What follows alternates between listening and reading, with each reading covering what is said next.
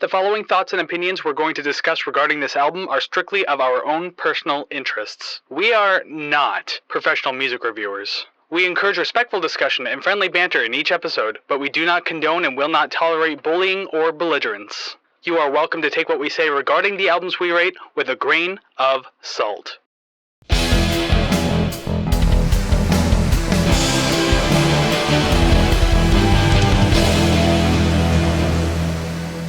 Well, hey there, everybody, and welcome to another episode of the Rate the Record podcast, episode 83.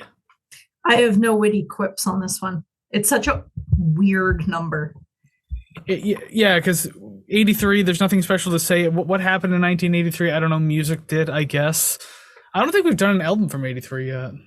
I'll find one.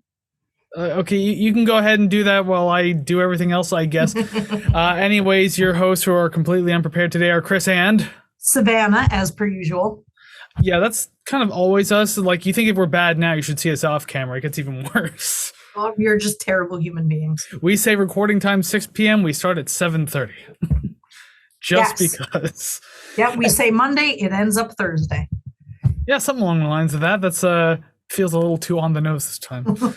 Anyways, yes, welcome to another episode of the Rate the Record podcast. Glad to have you with us today, hanging out, listening to music as we always do. And if you like what you see and or hear today, there's a bunch of things you could do to show us, either all of them, some of them, or even at least one of them. Like, subscribe, rate, share, comment, follow. All of those things help build us up in the algorithm, help get more eyes and ears on the prize, and we want more people like you to be hanging out with us and talking about music. So please go ahead and do that. And all the places that you can do all of those things can be found at ratetherecord.ca, all the social media accounts, requesting albums, all the streaming links, kofi.com/ratetherecord to join the RTR club for $5 a month, and merch. All of that stuff found at ratetherecord.ca, so make sure you're visiting there, bookmarking that, and saying hi to us wherever.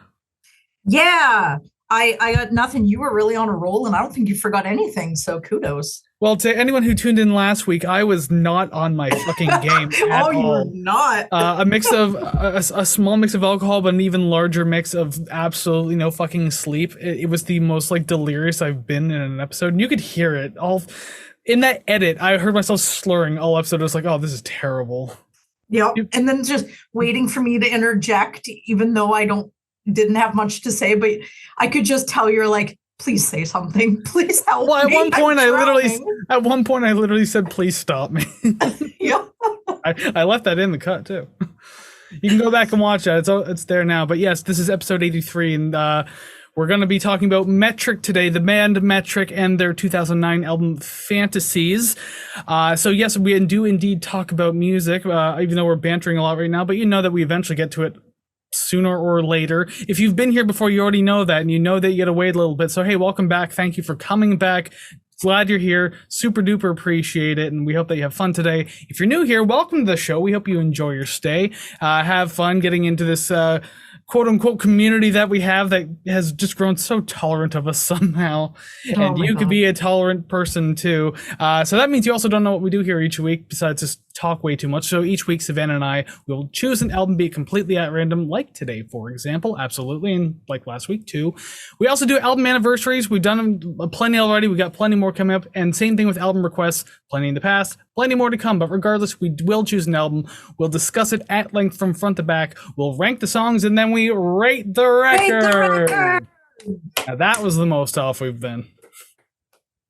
Cool. If you couldn't read my face, it was, ooh, Savannah's up to some shenanigans. She's gonna be silly. Well, when I'm saying this stuff, I'm staring into the camera, so like you're kind of like in my peripheral vision, so I can't see your like facial features. Excellent. I can see you kind of like shifting back and forth a little bit, so that can mean anything. That means, ooh, I'm getting Nancy to really mess this up. I was either gonna say like that's you plotting something, or your ass is itchy and trying to do that like weird scratch on the seat without actually scratching it. Both. Excellent, cool. So I nailed both of them. I'm on a roll today. Yes, you're welcome for knowing that. Cool, awesome. Well, we all get itchy asses. It's nothing to be ashamed of. Itchy Ass Anonymous. All right, let's move on. The IAA club. Let's do that just alongside the RTR club. $10 a month. Join the IAA club. Ew, that's disgusting. Show pics. What? Anyways, so this week, as I said, we are doing Matrix Fantasies album. Have I really recovered from last week? I don't know. But anyways, yes. So I chose this album today, so I will let you know a little bit about the band and the album that we're doing today. So Matric is an indie rock band from Toronto, Ontario, Canada. The band originally formed in 1996 after vocalist and synth player Emily Haynes met guitarist and vocalist Jimmy Shaw. The pair met at a bar in Toronto and bonded over their distaste of the music scene in the area. That sounds very pretentious. They began dating around that time too, and I believe they may still actually be together. I couldn't find anything about them breaking up, and I couldn't find anything saying that they're still together though. So I'm going to go ahead and assume they're still in the same band, or unless it's like a no doubt thing, they broke up a long time ago and they're still just hanging out though. Yeah. But I think they are still together though, because they appear in videos together still and everything. Anyways, they moved in together at a place Haynes was staying at in Montreal and would go on to record their first EP/demo under the name Mainstream, and the demo was actually just called Mainstream EP. And by the way, from that EP, to anyone who's heard it, I really like the song Butcher, but it was hard to find forever because it's technically not by Metric, so just wanted to throw that out there. In 1998 though, they did change the name of the group to Metric. Apparently it was a random idea based on a setting on Shaw's keyboard. That's the weirdest. It's Metric. Okay, that's us. Okay, gotcha. Perfect.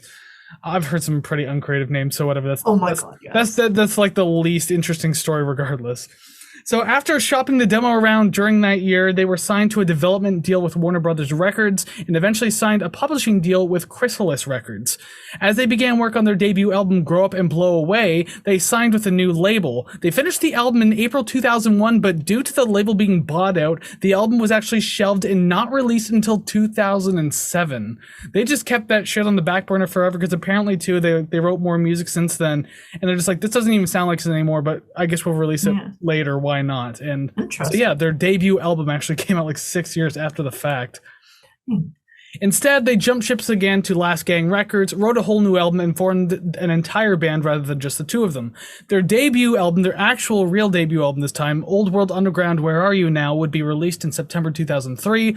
Over the course of the years and 3 albums, they grew a sizable underground fan base and managed to garner generally positive critical reviews. Eventually, with the success they found, they would go on to form their own label, Metric Music International, and their first release would be today's album.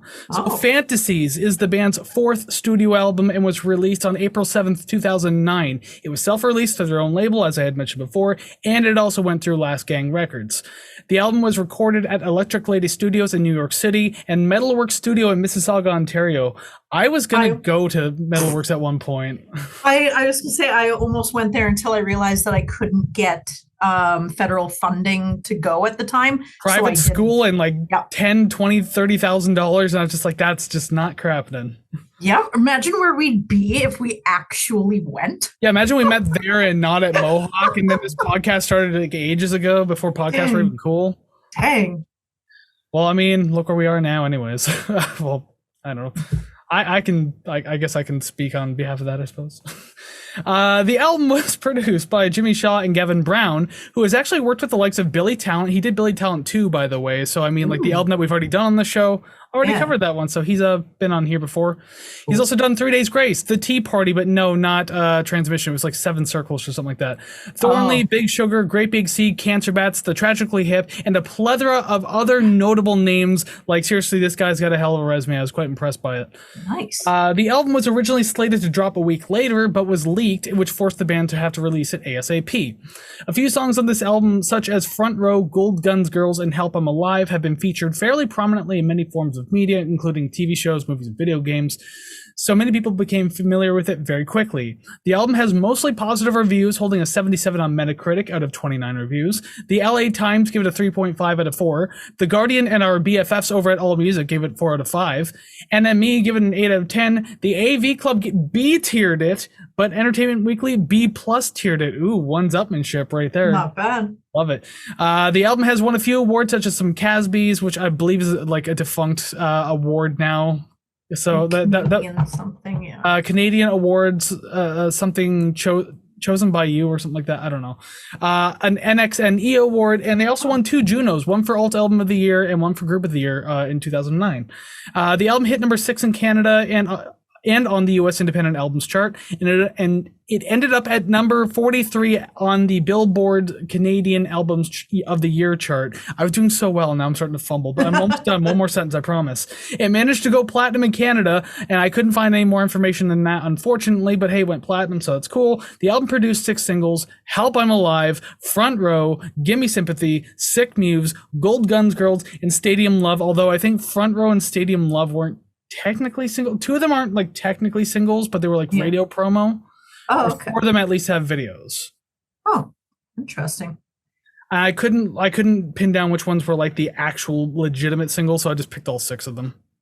I just a little aside, listening to this album, I didn't recognize any of the song titles, but listening to the song, I'm like, oh, I've heard this. Oh, I know, I recognize this one. So it's kind of like you last week with the Black Crows. You're like, oh, okay. Once I started listening to it, I was like, twice as hard. Oh, yeah, that one. Yeah, I know this. But looking at the track listing, you're like, I have no idea what any of this sounds like. Well, I figured you probably would have heard at least 2 or 3 of these songs. Yeah. And if we did like an older Metric album, you'd probably recognize a few of those too, like Dead Disco, Monster Hospital, stuff like that. Like you probably doesn't sound familiar, but if you heard it, you're like, oh yeah, that. Thank you, Canadian radio. Exactly, right? Can. Anyways, we will actually get on with the album review now. So we'll start with track number 1, Help I'm Alive. Okay, so this is the number 1 song that I definitely have heard multiple times before. Absolutely no idea what the song title was.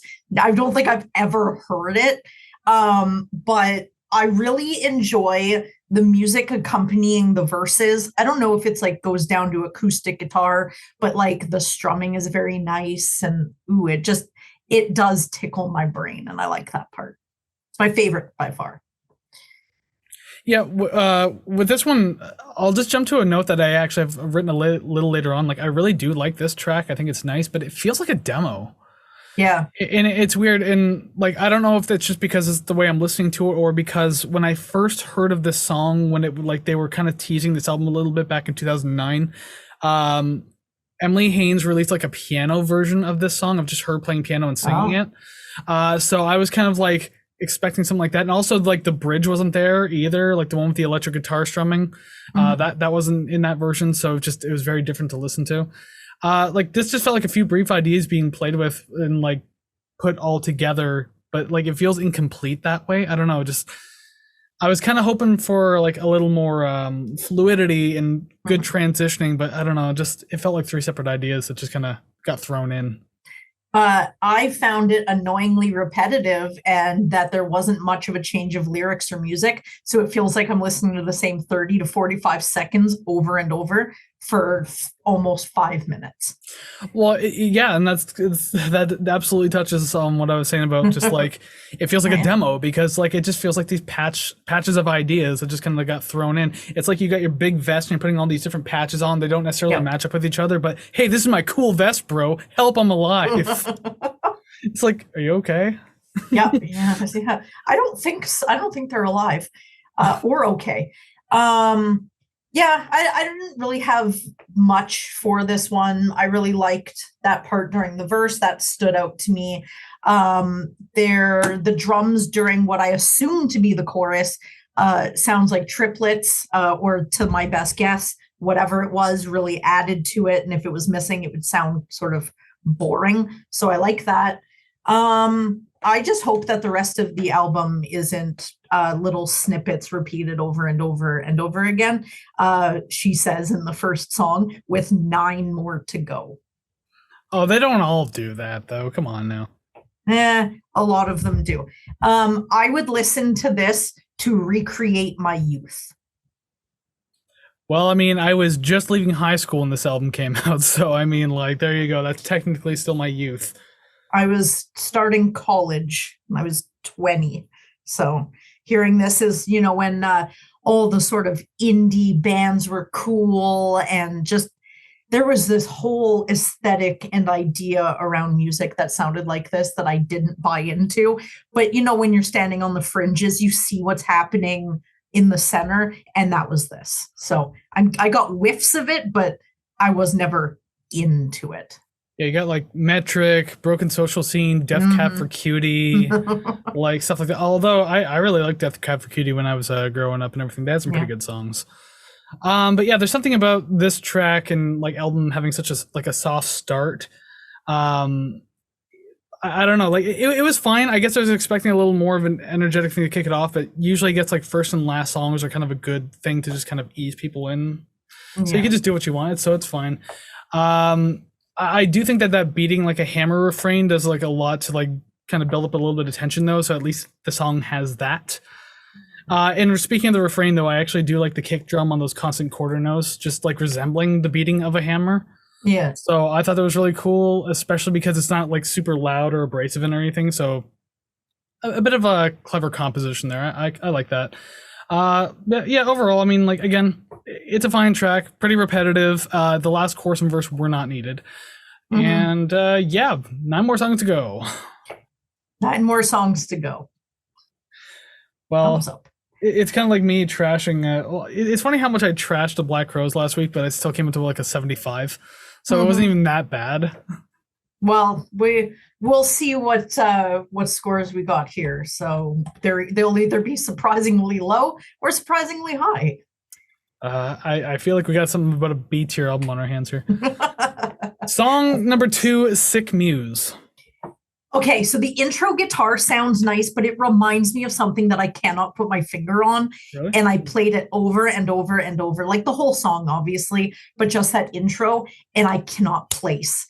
I don't know whether I've heard this song before. Maybe I heard it while I was sleeping, and it subconsciously got into my brain. But there's something about that intro that just like, I sit there and I'm just snapping, going like, I know this. So that was killing me. But once I got past that, I really liked the new wavy sort of feel and the vocal harmonization that she does with herself, I think sounds fantastic. Yeah, and she does that a lot in this album too. Like there's a lot of moments with her own harmonies that sound really nice. Yeah, I love the intro to the song and like in the verses how it's just mainly her and the guitars and everything like that. And then there's like a build up to the bass guitar too. So I think that was really cool. So the guitar work on both the electric and acoustic are fine. And then the bass starts like teasing itself prior to the pre-chorus.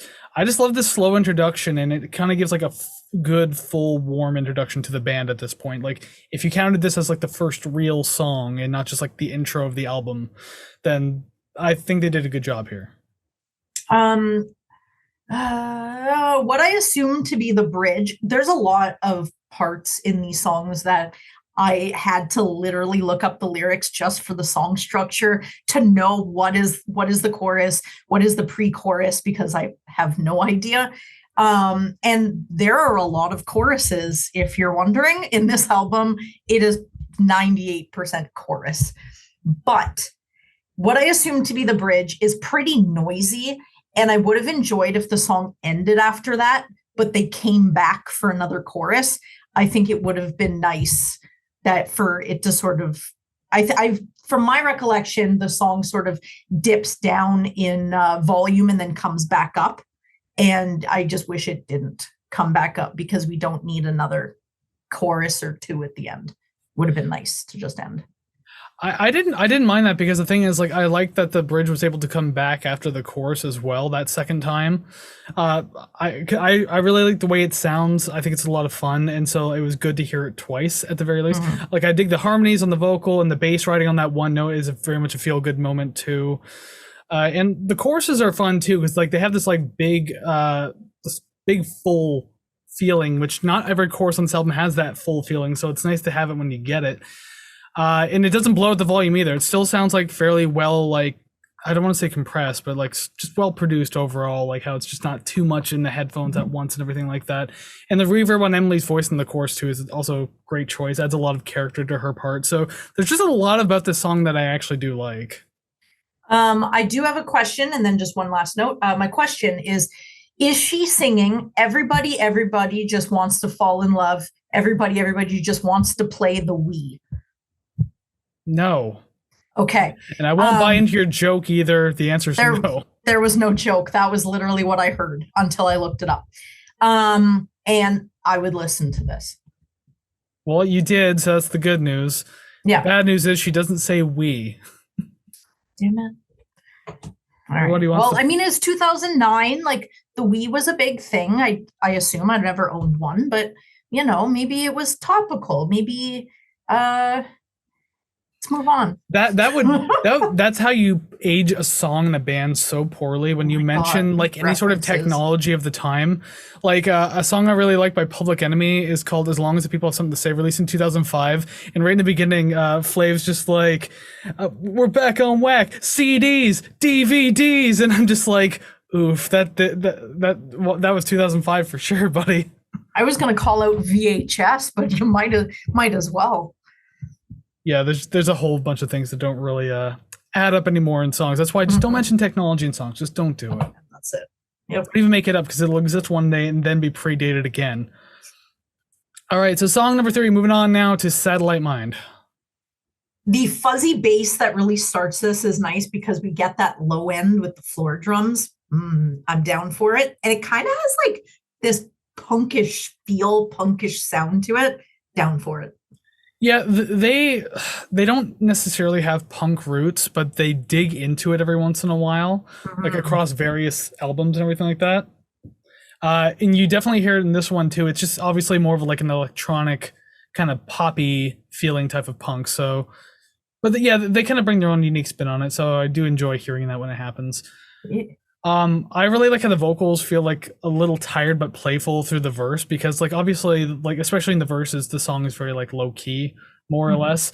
So I like how she's like playing with the vocal melody and the occasional like note drops that she does, like "hold dear," like those kinds of the things. I don't know. I like that. It's a little bit playful considering there's not a lot going on, so it caught my attention. The chorus gives me like moderate 90s vibes, and like I'm so here for it. I don't know, it might be just bits and pieces of the vocal melody that kind of spark memories, but I like it nonetheless. I'd put this on my playlist, but immediately forget who sings it when I hear it. It's going to be one of those songs that I listen to and I'm never going to remember who it is, but I'll always remember, oh yeah, I like that song. Oh yeah, that one sounds okay. And I may have gotten into Metric like at the time if this was a single and was constantly played and I was bombarded with it, because if I heard this in 2009, I probably would have liked it immediately. Fair. Yeah, it's definitely not a bad song. I like when the guitar kicks in during the pre-chorus. I like that feeling of like the change up that really catches your attention, because like other than that it's like mainly like bass and synth bass and stuff like that. So then the guitar comes in and like changes things up. There's also this like sliding synth in the background too. It's a very quiet layer in the background, but I like that because it just kind of again adds another interesting layer that when you're listening, you're like, oh, that's kind of neat, and then just kind of goes along with everything else. So that's cool. And there's also like a lot I like about the ending of this song too. I like how they didn't have to bring it back with another chorus, so that's super cool. Things have really built up here, and it like they're being really built up, and it feels really appropriate the way it's building up to everything like that. And each repetition of the refrain. See, now I'm starting to lose my footing here. Wording, whatever, but each repetition of like the refrain is done slightly differently than the previous time, so I enjoy that. So each time you hear it's like something new, so that's kind of cool. There's like a bunch of minor details I won't even dive into too, but I do like it. It's like this is a good song. I like the vocalizations. Again, ending the song, I found that it was interesting and somehow fitting to the song. It was really nice, and I'd listen to this while dancing erratically. Alrighty, which I did. Frequently. I would say last week you mentioned dancing and you had your earbuds in and people told you to stop, and so I can only imagine it got worse this time around. I made sure I was alone. Good. But then the guy peeking in your window knocks. Stop. Yeah, you're ruining this for me. You're ruining my moment. There's a song later on that I definitely have a dance to, and it is perfect. And every time I would listen to it in the living room, I would dance to it. I wasn't asked to stop, but I was asked what it was I was doing. So we're getting closer and closer to acceptance. Do you think you're creative? Do you think you're funny? You're just like, yeah. Yeah. Yeah, that's all I got. All right, we'll move on. Song number 4, Twilight Galaxy. And Emily herself, despite not like going super showman or woman, I guess in this point in this particular song, this one really stands out for her. Not because she's like belting anything out, but because the instrumentals for the most part are just like really muffled and buried in the production. So her vocals come out very clear on the mix. So like this is about as close to a cappella as she's going to get in the entire album. And actually, she's got a great voice. I've always liked her voice, so it's just nice to hear. Speaking on her voice, haha. I'm just glad that this came out before these, I guess, surge of women singing in cursive. I can't stand that. It's just like women who are singing the like airy, breathy voice. I hate it. I hate it so much. It's like I'm listening to a voice carried through the wind over like 60 miles. I think I've heard it described as earthy vocals.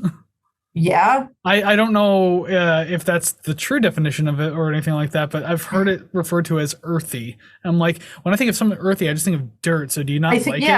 I think of like dirt and like substance or something, but there is nothing. But with her voice, I've noticed even up until now, it's clear, concise. I hear it.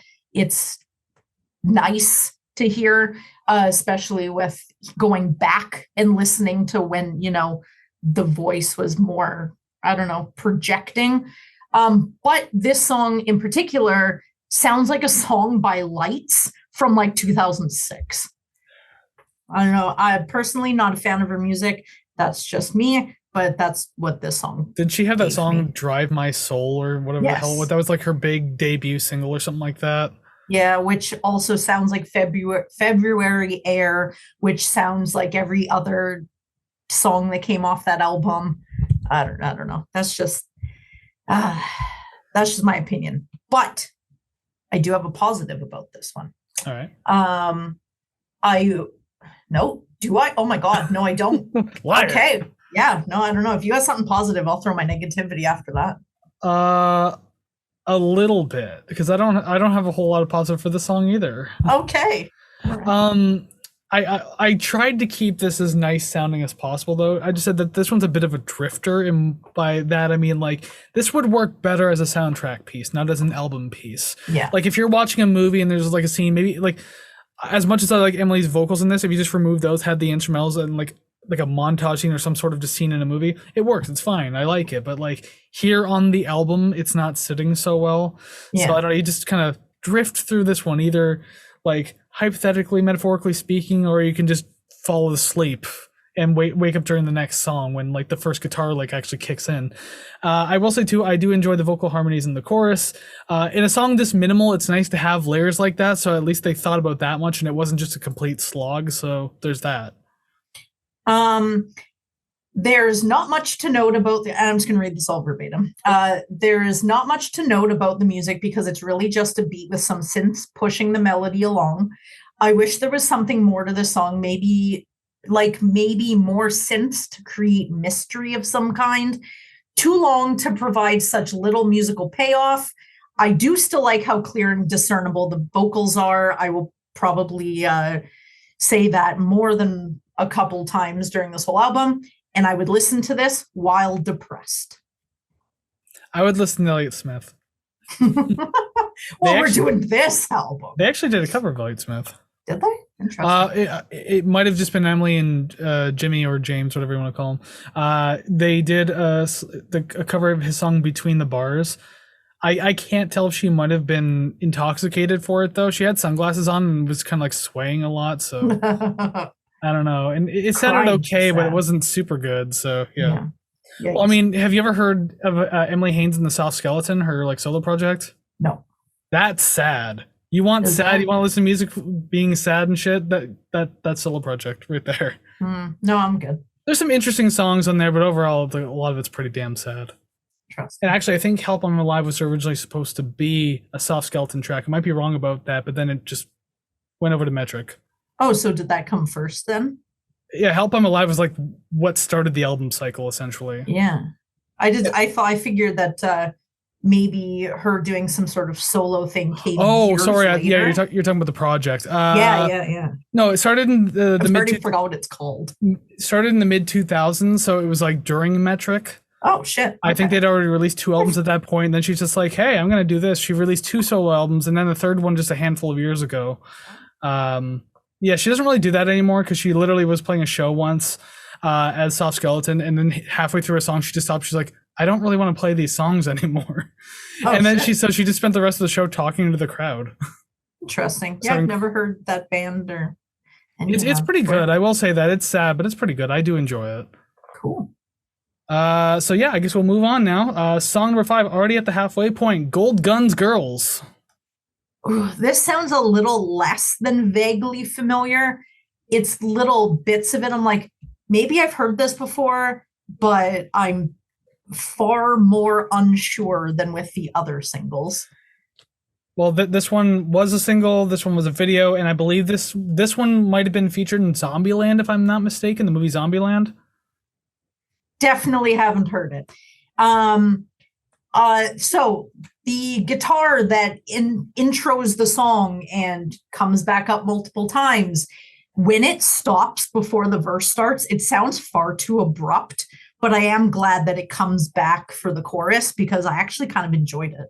It was like noisy, and then when the verse comes in, it's quiet because it's gone, and then it comes back in. It just seemed, I don't know, it was a little jarring, little personal nitpick. It would have felt like too much if it continued through the verses, though, because I kind of like the drop off of it. So you just kind of get this like quick pace of a verse, kind of pushing you through.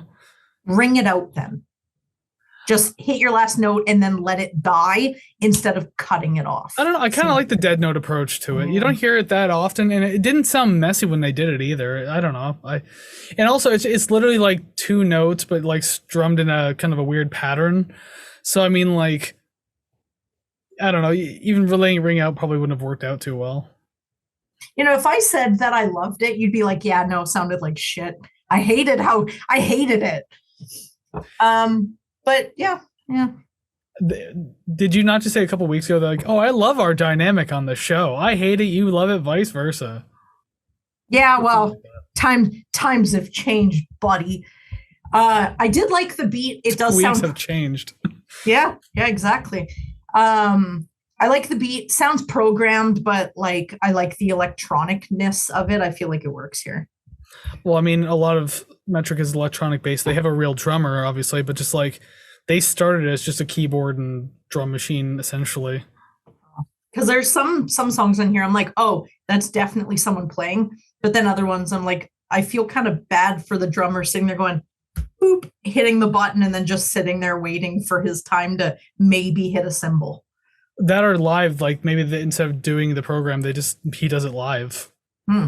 That's also a thing. I don't know. I haven't seen Metric. I've had 3 opportunities to see them live, and I've never seen them live. So I kind of regret it. I do eventually want to go see them, but so maybe one day I can actually tell you. Yeah, one day. I do like how noisy the bass and synth are throughout the verse. I think it sounds cool. And when I say noisy, it's not that it's abrasive, but it's definitely kind of has like a messy fuzziness to it. So I kind of like the way that sounds. It's kind of like how you thought about Satellite Mind, you know? Like that lower kind of buzzy bass. Yeah. It's kind of the same idea in this one, except on a much faster pace. So I do like that. I think it sounds cool. The acoustic I said the bridge, but I'm pretty sure, although I wrote on my sheet here, the acoustic bridge in the bridge works really well. It's like, no, first off, redundant. Second off, it's not the bridge, it's the pre-chorus. When she's like singing a little faster before the chorus, and then you just hear the acoustic kick in. I really like that. That works really well. It kind of builds this like dramatic feeling that pays off in the chorus. So I don't know, just I'm liking the pacing of the song. I'm liking the structuring of it, and the chorus not being super grand is still a good payoff. Speaking of the structure of the song, there's a shit ton of repetition of lyrics here, and I'm starting to see that as a pattern. There are only 2 verses with 2 unique lines, and then the rest of the song is just chorus or an extension of the chorus. It is a long song for just repeating the chorus and more and more, more and more. More and more and more and more and more and more. I'd listen to this if I didn't have control of the tunes. Like I actually thought it was interesting though, because like I like the intricacies of the harmonies in that part, because she keeps like adding some, taking away some, everything like that. It made that part more enjoyable. Yes, I could see why it would be annoying because of the repetition, but Yeah. I was trying to find something to like about it, and I noticed the harmonies and that they add some of the chorus the chorus instrumentals on it as well. So I found things I liked about it. Still not like my absolute favorite track, but there's a lot I do enjoy about it. So I would listen to it even if I had control of the songs. I'd like to think that you're like, oh, I have to find something I like about this. And it came to like the last minute and you're like, okay, Kris, I got this. You got this. You got to find something. You're like, okay, yeah, that sounds fine. Let's write that down. That kind of reminds me of Black Crows last week. How in the last, although except for the spoiler alert, I guess, how in that last bit of the last song there, I heard it suddenly pick up. I was like, okay, I'm not interested, but let's see what's happening. Oh, it's still not interesting. Okay, and that took my head. So just waiting for that last minute. But in this one, like I found something I liked about it, other than like that Black Crow song, which Stare It Cold. That was the name. Yes. Yeah. This one though, yeah, I enjoyed the way this one went. I'm fine with it. Fair enough. Cool. Let's move on now to number 6, Gimme Sympathy. Okay, this is the only Metric song I could hear. And I actually knew it was them as soon as it started. I was like, I know this song. I totally have heard the song before. Oh, you have? Yes. Do you know if this was the lead single? No, Help on My Live was technically the lead single, although this one might have been the second single, like probably the bigger one, probably, I would imagine. This is the one that I definitely 100% have heard before. So, I mean, it's got that going for it.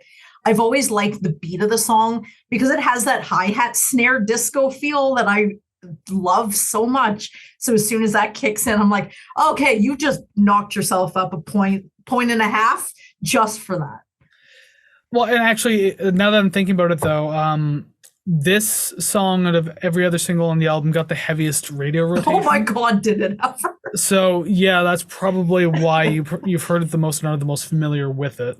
Yeah. Oh heck yes. Like I don't even think Help I'm Alive got as much radio play as like this one did, and that was the first single. So there you go. I was just trying to remember the order of things and how singles dropped and everything like that. I don't remember, but regardless, so I guess I'm kind of digressing here. But yeah, it's a very fun, energetic track, and it's easy to drift to though. I say that kind of weary a little, I suppose, because it does sound similar to some of the other tracks on the album. I'm kind of getting that little bit of a deja vu feeling.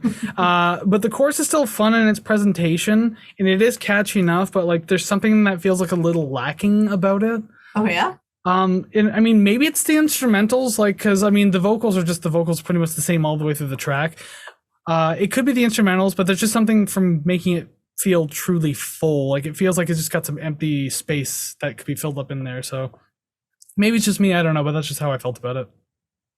I didn't notice any of that. I did note that it sounds like there's some substance here, but it's really just one verse and a bunch of choruses. Not to say I don't like it. It does feel like there's more than that. So maybe it's just they've rewrapped their sort of rewrapped another song and was like, here, it's a new song. And then everyone's like, yay, new song. But it actually sounds like a new song.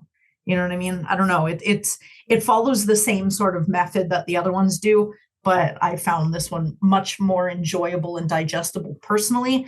Not much else for me to say aside from I found it a good sounding song and I would listen to this, period. Well, once again, you already did. Congratulations. Yes, thank you. The work's really cut up for you this week. Just so you know, I got 4 more I'd listen to this when. So, I mean, if that wasn't a pattern already.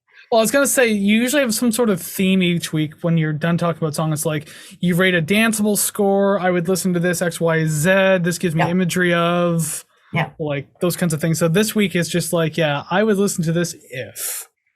There is one, and I'm not going to say which one clearly, but I'd totally listen to this if I wanted to give a 10 out of 10 danceable score. So we really crossed paths there. interesting. And looking at the rest of the list here, I'm wondering what it could be. Mm-hmm. My bigger issue with the song though is probably the ending and how it just dragged on just a little too long. Like the song technically ends around the 3-minute mark, and then it's like nearly a minute of just like atmospheric ring out.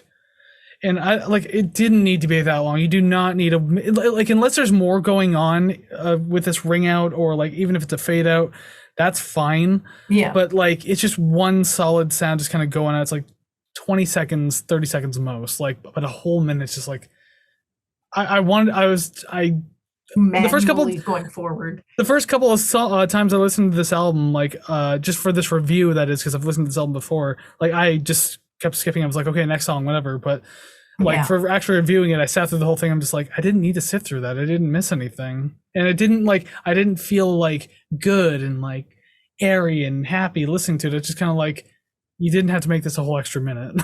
Yeah. Going at the runtime of the record, are we? We're noticing that there's only 10 songs on the record. It's like what, between 40 and 45 minutes, I think, for the it's like 42 thing. I think it was, something like that. It definitely feels like that they were trying to get their money's worth.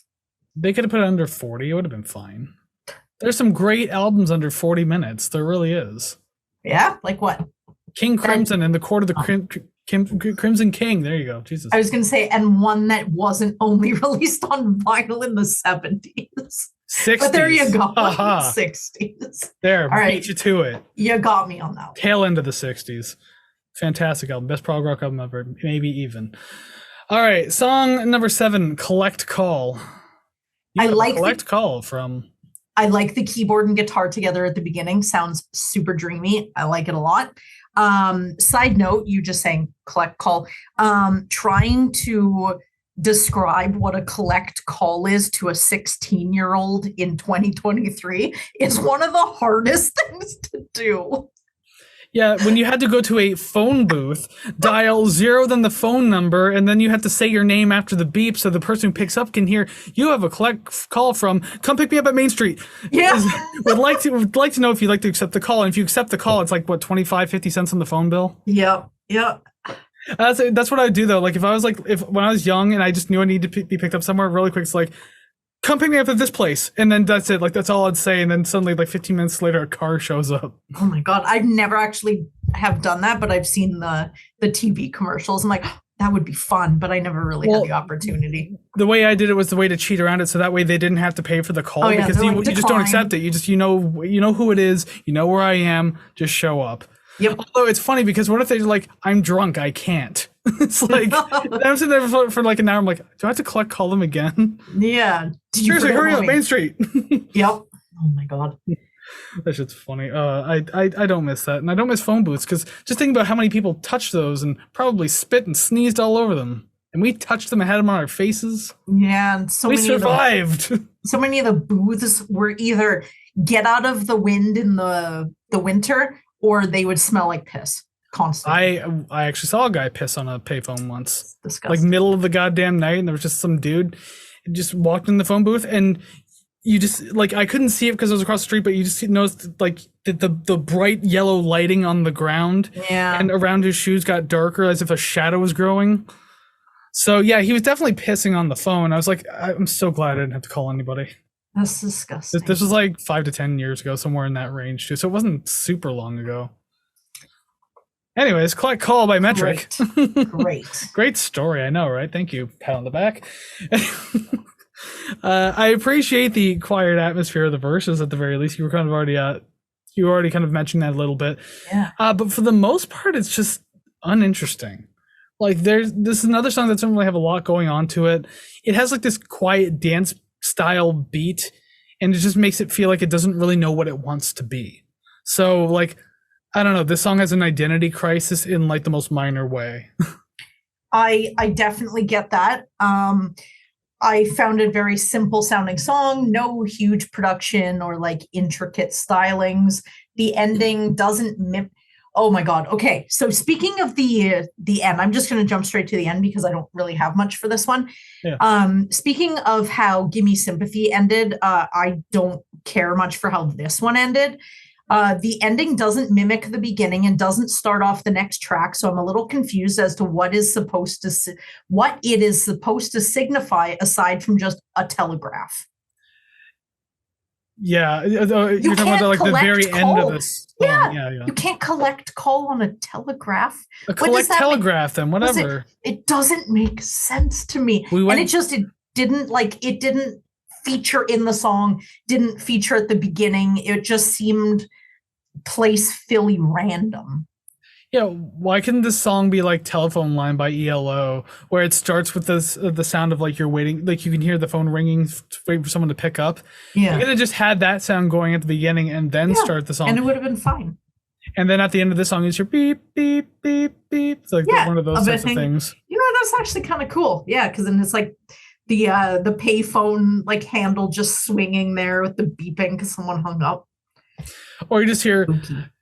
it's like, Emily, would like you to accept this collect call. Do you accept it? And then you just hear a click and the song's over. So they just hung the fuck up. Ouch. Okay, well, that goes along with my last note. I'd listen to this when I'm ultra super depressed.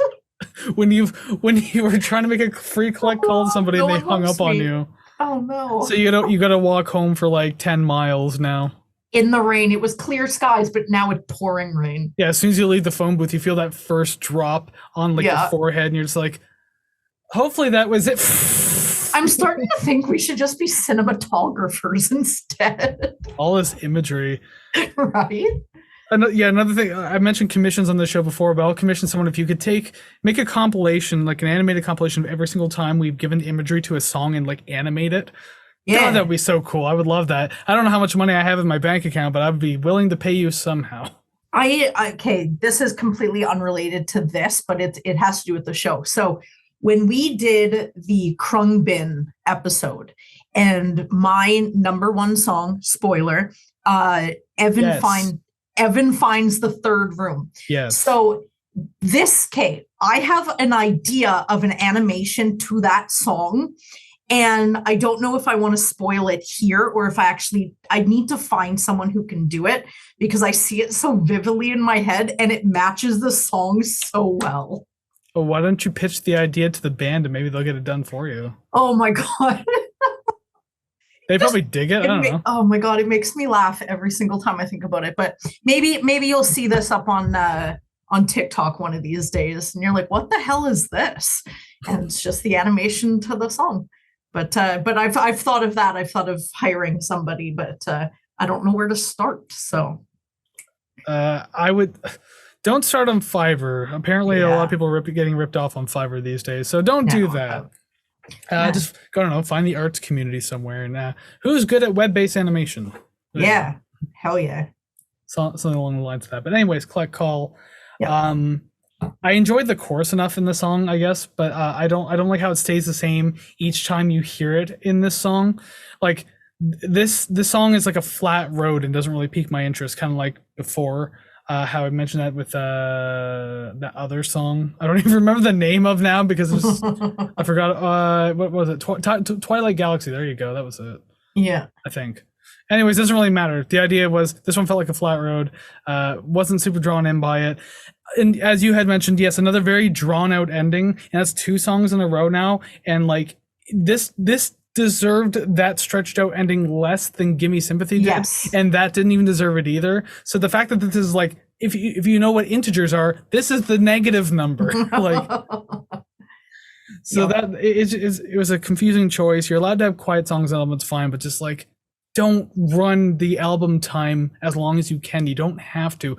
If anything, write another song with all that time. You that's 2 minutes now, nearly 2 minutes that they could have used to write a short song for. So, I mean, 11 songs. Well, actually, there technically is an 11th song on this album called Black Sheep. It got cut and then used in Scott Pilgrim vs. the World. Interesting. Oh, I just shook my camera because I hit my table. Oops. Uh-oh. Show's ruined. Someone just had a seizure because my camera went nuts. All right, so number 8, moving on now, Front Row. I like the energy from the beginning. What does that say? I can't write this time. Read your book report properly. I like the energy from the beginning. From the. There's not much here that I didn't really get earlier in the album, especially the repetitious lyrics. And it's not that it's like, oh, she's saying the same thing. No, it's just it doesn't give me anything while I'm listening to the whole song. It's going back to you wrote a chunk of a song and then you just kind of stamped it a couple times, couple more choruses, and then there's your song. And it's kind of wearing on me now. Well, it's a good thing there's only 10 songs on this album, though. Yes. I do like the tone of the song, though, a lot. I like the lower tones, the overdriven guitar. That made it interesting for me, so I do enjoy that. Mm-hmm. And the chorus is fairly simple, too, but I think it's still kind of effective. It's still not the most exciting, but definitely better than the previous 2 tracks. Mm-hmm. This song is somewhere in the middle of like being more energetic and like high energy. That's kind of redundant too. God, I'm so good for that today. It's somewhere in the middle of being high energy and still very low key. So I don't know. I enjoy that much about it. Where it's kind of like shoegaze, where it's like there's a lot of things. There's a lot going on, but at the same time, you don't have to like get too involved with it. I only have a couple more notes for this one. I'm starting to hate the song structure. I don't even know. Maybe this is why I never got into their music. I'd listen to this if I didn't have a choice. Jesus. So brutal. Watch it ends up being like a Black Crow thing where you score it higher than you thought you were going to. Probably. I didn't think it was going to be like a 75. I thought it was going to be like no higher than the 70, and then it ended up being like 75. Well, for this one, I had no idea, but I knew that like the songs that I knew and that I liked. The songs that I didn't like, I don't like. So after doing the actual scoring, it really could have gone anywhere. So my score at the end, I just kind of wrote that and went, okay. You know, kind of same with me too. Like the songs that I really like on this album, like it shows and it will show in the score. The songs I didn't like really pulled it back a little bit. So You're right. Very interesting. Like in this, I think this is one of the first times where I've chosen an album that I'm familiar with, like pretty much so. And I didn't like Praise to High Heaven. Yeah. So I've been trying to do that more, okay? I'm burning through a lot of my favorites anyways over the last like 4 seasons. So I mean like it's gonna be ones that you only kind of maybe like now. Well, there's a few this season coming up where I'm just like, hey, I'm curious to listen to this one again. So like let's see. Nice. Can't wait to rip on them. Good. Although there's one for sure I think you're really gonna like though. Like I actually think you're gonna like it. I'll tell you once we're off camera. Excellent. Yeah, aside from a few additional layers in this song that get thrown in, this one's another mostly flat road track. Not a whole lot going on to it. Not terrible though. I do enjoy the sound of it, but not a lot to grab you. I definitely agree. It is I don't want to say forgettable because I feel like that's a little too harsh and unfair, but it would be one of those once you hear it, you have to look down at the whatever you're listening to and you're like, what is this song called again? Because you're never gonna remember. It's just sort of there. Well, I guess up to this point, that's why you can see why some of the singles were singles. Oh, 100%. Although there being 6 singles, like holy shit. Right. More than half the album. Like why do that? I get you want to promote, well then just over promote like 2 or 3 songs, you're fine. It's like any Shania Twain album. It's like almost every single song is a single. It's like fucking. It might as well just be a greatest hits at that point. It's like fucking Teenage Dream by Katy Perry. Or something. Katy Perry. Yeah. Like that whole album was essentially just one big single after the other. Just didn't stop. Exactly. All right, moving on now. Song number 9, the penultimate track of the album, Blindness. This song also follows the similar formula that we've heard so far, but I know I say this every show, we don't do lyrical analysis, blah, blah, blah, but the lyrics that I was listening to, because there aren't very many, like I said, it's very repetitive with lyrics. These ones in this song actually hit me pretty hard, and I fucking hate that. I hate it. It's an emotional track. It's heavy. Yeah, it hit me. I hated it. I'll say this much, and maybe this spoils something, I don't know, but like Blindness has always been one of my favorite tracks on this album. Like Yeah. that is kind of a spoiler, but regardless, like the lyrics do play a heavy part in that too, and it's like it's also in their presentation because I know like for the most of the album she's had like this kind of quieter delivery, like aside from a few certain parts, but there's something about this one where it feels the most emotional, where it feels like the most passionate in its own way without getting super airy. Yeah. So, I hate that so much. Yeah. But yeah, like it's reasons like that and just other parts of the song, which I'll get into in just a moment here, that I've always really liked this one. This one definitely gives end of album vibes too. So Yeah. You can just feel it with the way it is. It feels kind of sad. You know you're towards the end, but you know there's one last song, so something's bound to happen after this one. Although the album could have ended on this one, so this one would have been fine too. I like how most of the track has a bit of tension in its atmosphere, and I like that it gets like it has a really good resolve in the second half of the track, more or less. So like there's another song where it's good at building up and then boom, big payoff. I actually kind of would have enjoyed if this song stayed slow and solemn. I don't mind that it picked up, but I think it would have fit as well if it had just sort of stayed like kind of, I don't know, emotionally intense, I guess. And I can't explain the feelings that this song gives me. Like this close to the end, like, damn, why are you doing me like that? Like, Jesus Christ. I was in such a good mood when I came into this album, but you fucking killed me. Holy shit. Like, there's just something about it that hurts my heart. But it does give me kind of yeah's Maps vibes in certain parts of this song. I'm pretty sure they were friends with that band. I think at one point, actually, Emily and Jimmy bunked up with members of the IAS and TV on the radio. I think I read that on Wikipedia, so how much that's true, I don't know. But so yeah, maybe they just like all had a big influence on each other, you know? Yeah. Interesting. Although they're two American bands, so that's strange. I definitely listen to this while ugly crying on the floor. Fair enough, yes. I do like how like you mentioned how you kind of wish it stayed like Solomon, kind of like emotional through that. I do like how things kind of get gradually added to the first half, and then the second half, like there's that payoff again. The drums kick in with guitars and everything like that. I do like that because first off, like again, it feels like a good payoff, because if it was just that emotional thing through the entire track, I don't know if it would have hit as heavy. Like maybe it could have even worn off a little bit. And also I think a big part of the emotional hit for me is the ending too, even after the drums and everything, because it goes with that one final like little stretch of the like last couple lines of lyrics, and then her like holding those sustained notes and everything like that. I really like that part because it does add a lot more emotion to the track, and it actually kind of gives a feeling of warmth too, like despite how heavy the song can be. So I don't know, like this, yeah, you're right. Like I don't know how to explain how I feel about the song, but I've always just enjoyed this one. This one's fantastic. Really good last hurrah at the end of the song there after the quicker pace parts and everything like that. So yeah, that's all I can really say about it. I really enjoyed this one. I already kind of spoiled it anyway, so it's all good. I feel like the way that I guess to maybe put words to how it makes me feel is if something's happening around you, you're not really paying much attention, you know, your sort of eyes are wandering, you're everywhere, whatever. But if someone like looks at you, someone you respect and maybe of some sort of authority looks you in the eye and is like, okay, look at me and pay attention. That's what this song says to me, where I just sit there and I'm like, okay, you got me. And it's just like, you kind of stare forward as you're just taking everything in. You're not distracted by anything.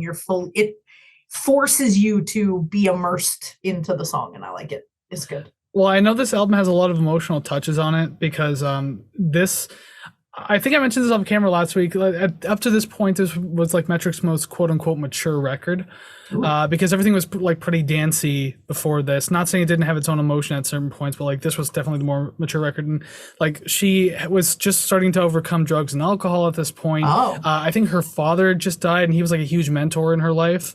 So like that was like a brutally heavy hit for her. And I think Help Me, Help I'm Alive might have to do with that, actually, if I'm not mistaken. These are things I didn't read recently, but I read a long time ago, so I might be mismatching my information here. So anyone who knows, please correct me. But yeah, I think that's it. But regardless, like, so a song like this kind of fits on the album because like just of the emotional toll she was going through at the time. Interesting. Alrighty then, let's move on to the big last hurrah of the entire thing. Now, song number 10, Stadium Love. Oh my God, this is the one that I was dancing like a moron to. Yeah, you haven't mentioned it yet. I was like, it's got to be this one then. Oh my God. Like, and I normally say this at the end of my list, but yeah, I would totally listen to this if I wanted to give a 10 out of 10 danceable score. That fucking ooh, ooh, I can't get over that. That's fucking catchy as shit. Yeah, it really is, and like it has that very stadium rock feeling chorus. Oh my God. And I mean, like, fitting because of the name of the song. I bet it would be so much fun to hear live. And it is a pretty fun song to have as the last track, regardless of what came before it. It's still pretty fun. I do mention the ending actually too. I said that I really dig the ending in this song just because like I did write this is what it would sound like if this feels like what you would hear as the closeout to the show. They bow to the crowd, walk off stage, people go nuts. I would say maybe go a little longer with the noise for the show, but for the album, the length of it works fine. Yeah, I agree. It's a very energetic end to the album, especially a pickup coming off of Blindness. So like this, like as much as I think Blindness probably could have ended the record, like this feels like the appropriate, like we want to leave you on a high note. Like Metric doesn't want to leave you sad. Maybe Emily Haynes and the Soft Skeleton does, but Metric doesn't want to leave you sad. So they'll pick you up one more time and send you on your way. And like a very just like crowd pleasing arena rock style song. So it definitely works. Yeah, I don't have literally anything else to say about this other than I like it super catchy. I really like the loud and deep real drums. I found that really nice because it was definitely discernible that it was someone playing. It felt, I don't know, it brought me up. If my mood was at a 6 out of 10 after listening to this, it was like an 8 to an 8.5. Yeah, a couple of points. That's noteworthy. Yeah, it was a bop. There you go. Yeah, because this is great end of album type track. I really dig the verses too, with like the ringing out instruments while she's singing on top of it, and then they kind of like have their moments like in between her vocals, and it's like a very super punchy drum beat. You already kind of like alluded to that too. I really like it. The vocal melody is also super catchy, so that grabs you a lot too. There's just a lot to enjoy about the song, but yeah, this is definitely like an album ender, show closer. Like even to this day, like, you know, how long has it been? Like 13, 14 years since this album's been 14 years since this album's been out. Like this could still be a show ender and I'd be fine with it. It doesn't sound like this song in particular does not sound like it came out in 2009. It sounds like it came out like 5 years ago. Apparently the Toronto Blue Jays and the Edmonton Oilers of the MLB and the NHL respectively there have used this song as like their home run / goal scoring songs. Oh shit! I was reading about that too. I would say if you've been to a Blue Jays game, because I know that you said you've likely been there. Oh, definitely. I like baseball. Yeah, no, I probably have heard it then. But wouldn't even think about it, right? So yeah, regardless, play it over and over. I probably will not get sick of it. It's so much fun. It's going on the playlist. It is going on the playlist. It's already on the playlist. Alrighty then, well that brings us to the end of the album then. 10 tracks in the sack, just that easy. Metric with their 2009 album Fantasies. So hey, thank you very much for making this far through the review with us and hanging out, listening to our opinions, going off on everything like that. We actually got through it a lot quicker this time than we've been doing it for like the last while, so that's pretty interesting. Now we'll move on to part 2 of this podcast where we rank the songs. So above our heads, boom, graphics have changed. There are names, there are numbers. There's going to be more names, song names to be specific because, as I mentioned, we got to rank the songs now. From worst to best, least favorite to favorite, whatever you want to say. We got to do that from 10 to 1 on each side. So this should be interesting. I don't think... Now, last week I said I don't think we're going to get any matches. This week, I'm pretty confident we're not getting any matches. I think we'll get 2. Really? Yes. And I think they're going to be farther near the end. like towards number 1 type thing? Like between 10 and 7, I bet we'll have 2 matches. Maybe. Because like, I don't know. You said some good things about songs I didn't like, and I said some good things about songs that you seemingly didn't like. So I don't know. I said last week we were getting off too easy. Foo Fighters had 5. Oh my Music had God. 2. Wild. And then last week for Black Crows, we had 1 match when I said it was going to be 0. Yes. I think it's just winding down. We're going to hit 0 now. I'm going to say 2. I refuse to let it hit 0. So we have to go upswing. Got to hit 2. We will see. I would like to hope so. I'd like to think this is the season where we just keep consistently nailing it. Fuck yes. All right, let's get started then. Song number 10, Collect Call. Damn right it is. Okay, fine. I knew it. I feel like there's another one, but I'm unsure, but I'm glad we got one. There was just a couple songs I thought you would have disliked more than that one, just from the way you were talking about certain things, so I wasn't too sure. Yeah, they're probably all the same. It's not this one, though, so don't get too excited. Number 9, Twilight Galaxy. Number 9, Front Row. There you go, I told you. Number 8, Gimme Sympathy. Number 8, Twilight Galaxy. Ooh, okay. I actually thought you liked Twilight Galaxy more than that. No, like not top half of the album, but I thought like it would have been like 6 at least. Nope. Number 7, Help I'm Alive. Gold Guns Girls. I'll just write gold because I know what that is. Number 6, Front Row. Number 6, Help I'm Alive. 1 off. But this time it's you doing it to me and not me doing it to you. I'm trying to catch up. We still got a bunch we could match here, but I doubt it. That's all. Okay. Prove me wrong, kids. Prove me wrong. Number 5, Satellite Mind. Number 5, Sick Muse. Okay, well, there goes 2. 3 more. But it's not this one. Number 4, Gold Guns Girls. It is not this one. Blindness. We have 1 more we can match, and I don't think it's not going to match. So we only get the 1. Song number 3, Sick Muse. Gimme Sympathy. Give me sympathy for the devil. Song number 2, Stadium Love. Oh my fucking God, that's amazing. Number 2, Stadium Love. I thought that was your number 1, but the way you're phrasing it, holy shit. No, they both had the same score, but I listened to them back to back and I like the other one more. Well then, okay, well my number 1 is Blindness. Number 1, Satellite Mind. Damn.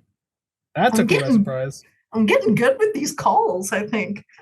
Okay, so yeah, like I said 0, and I was like, we're bound to crash, but like that the tip of the plane touched the ground and it bounced right back up into the sky. There you go. That's exactly how I imagine the line chart. Just cannot hit 0. That's it. Stay away from that x-axis. But between this week and next week, the wings are going to break out. That plane's just going to smash and explode on the ground. So it's going to be 0s for like 5 consecutive episodes. We've done that before. It sucks. That's me knocking on wood. I really hope that's not the case. I don't think it's a real wood. This isn't even real wood. Oh, no, this is like veneer. I have my guitars over there, but I'm not even going to worry about it. You already did it for me. Yeah. Alrighty then. Well, I mean, hey, 2 matches. Definitely going to live with that. So that just looks better on our matching thing that we do on Instagram there. So that'll be fun. Yeah. But now let's see how I have a feeling we didn't closely match our album ratings. So we're going to find that out right now. So, hey, swoosh over there. Alrighty then, the album rating screen, here we are. My goodness, so many things to look at as per usual. And there's only more ever being added because like this hasn't reset since day 1. I mean, it looks different. It looks different than it did in day 1, but I mean, everything is still here. Yeah, I don't even know. The B tier is just it's too much and menacing. I'm very fearful that this one is going to nestle itself in there. And not because I don't want it to, because I don't want you to push down any of my A tier choices, but I also hey, I got to keep what I got, okay? And what I got is not very much. But I just don't really want to add this to the B tier. So if you could just like lower your score to C, that would be fantastic. It do be looking menacing, huh? Oh funny joke. Oh God. Yeah, I was going to say it about a minute ago, but you kept talking. Oh, wow. Is that what that's like? Well, anyways, last week we did Black Crows. That starts with the B, and that's also where it ended up in the B tier. Yeah. Pretty close to the top. I threw up the fact that it was still better than Mets. I felt dizzy and sick for like days after that. I don't doubt that at all. You are looking a little pale, but your color's coming back. So good on you. It's been a while too. I got a Mets poster behind me. You can't run on camera right now, so it doesn't even matter anyways. So yeah, okay. So now we got to figure out where Matric Fantasies is going to go. This should be interesting because, of course, you're going to go first. I honestly didn't want to do this album solely because if I didn't care for the band while it was on Canadian radio, I really felt like I wouldn't care for it if I had to listen to an entire album. It took a few listens, but the songs higher on my list today are definitely getting some replays. And I shocked myself, my parents, and every one of my ancestors by scoring this 77.80. That's not bad at all. It's not, and that's what I'm surprised about. I thought it was going to be bad. But like after actually listening to it, I'm like, oh fuck. Like, okay, they got some good songs on here. I never thought that. I like how you just assume it's going to be bad. I'm not going to do that I don't ever do that to the albums you do, except for, I think I did for the Buggles for sure. Right? But then you hear it and you're like, this is awesome. Wow, she was really onto something. And there might be one I think you have on the list up in the future that I already have some bad things to say, but good. It's good. If we're thinking about the same one. But anyway, 77.80, not bad. So that it do be on that tier list though, because my score though, very dead even 80. I A-tiered it. So that brings our score to 78.90. 78.90, better. Oh, right around the Black Crowes. It is better than Cynic, but not as good as Mets. Mets does it again. So it's better than Cynic, not as good as Mets. That feels weird to say, because like on my own personal scale, Metric wouldn't be better than either one of those two. Yep. But that's the problem with having a combined score on the show. Okay, then. That's it. That's Matric Fantasies. You heard our song rankings. You heard the album rating. You heard everything that we got to say about it. So, Boom, thank you very much for joining us and making it this far. Glad that you did. And we hope that you also listened to the album. Have you heard it before? Did you just listen to it again? Have you never heard it before? What did you think about it? How would you rank the songs? How would you rate the record? Do you agree or disagree with us? Let us know any and all of your thoughts down in the comments below wherever you're listening, be it audio or video. It doesn't matter. There's comment sections everywhere. Let us know on our social medias at Rate the Record Podcast. That's found on Facebook, Instagram, TikTok, and Threads now. That new one, as I mentioned previously in the previous episode. And it's on the screen too. Video viewers, you can see it up on the left side of the screen somewhere. Anyways, do all that. So check out ratetherecord.ca, because that's where you can find all those links for all the audio and video streaming, all the social media, the RTR Club, $5 a month, and you get a bunch of bonus stuff too, and early access stuff like early access to this episode, for example, and a whole bunch more too. So check that out, and request albums. All of that found at ratetherecord.ca. Oh, and merch too. Yes, merch, of course. I would show you my coffee mug, but it's in the dishwasher, which holds up very well in the dishwasher and is at a very affordable price if you go to ratetherecord.ca and buy a mug and be just like me. Are you saying that you've washed it several times and the paint's not coming off, so it's actually good quality? That is exactly what I said. I even have smashed it against a brick wall. Nothing, not even a scratch. You can't make that promise. Well, it was one of those boards that had brick painted on it, but it doesn't matter. You're not supposed to give away the secrets. Yeah, it's like infomercials. Then it's false advertising, though. Okay, fine. I'm on my fourth mug because I couldn't stop smashing it on the brick wall. I just like the way the bits and pieces look on the ground. It's like a stim board for me. Yes, exactly. So yeah, you can go ahead and do all those things. Truly appreciate it, because once again, we're trying to build that musical community. We want you to be part of it, and we need to build up in the algorithm in order to do that. So please help us out. Greatly appreciate it, especially while that last gas bubble comes up through my throat, because that means we should probably wrap this thing up because I've been talking too much. But just before we go, we're going to give you a sneak preview of what to expect next week, because that's what we always do. And thankfully, Savannah's choosing the album, so I can stop talking for a moment. It is my choice next week. RVDs. That is exactly why I did that. We have a band that is wildly popular in their home country, but never really did break through internationally because they sing about topics too close to home. Anything else I say will give it away. So good luck. That sounds like it could be a band from like somewhere in like the Middle East or something, or like North or South Africa, where it's just like there's political turmoil. And so just like they do well there, but like nowhere else, because it's like it's just very much about their stuff, you know? I like the amount of opportunities there are to just guess random bands from different countries. They're big in their country and never broke out of it. Like I mean, Okay. I wasn't sure if I could be any more vague, but I think that's as vague as I can be. Yeah. I hope there's a brutal deathcore band from Madagascar that we can cover on the show one day. Oh my God, imagine that. That'd be wild. Cool. Mm-hmm. Well, until we listen to brutal deathcore next week, which I guess we're not going to be doing that. You can go ahead and try to guess what we're doing next week, and second off, go listen to some awesome music like Metric and the album Fantasies. So until we see you next week, again, listen to awesome music. Take care, friends. Bye-bye. I'm just too damn redundant.